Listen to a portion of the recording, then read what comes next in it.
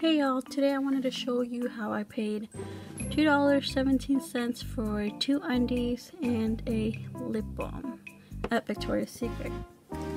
So I used 2 coupons, a $10 off a purchase, which I used to buy the lip balm with.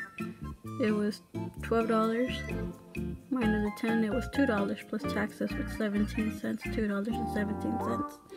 I had a coupon for 2 free panties with any purchase. So that was $10.50 off each undies, bringing me down to only paying the $2 off the lip balm. So just so you know, you can use 2 coupons as long as they're different. You can even use more than that. I got this Lips Like Sugar,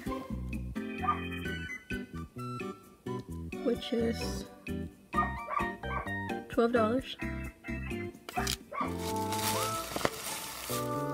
and the 2 undies.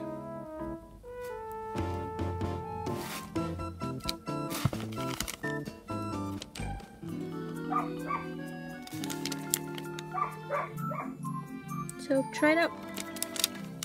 Bye.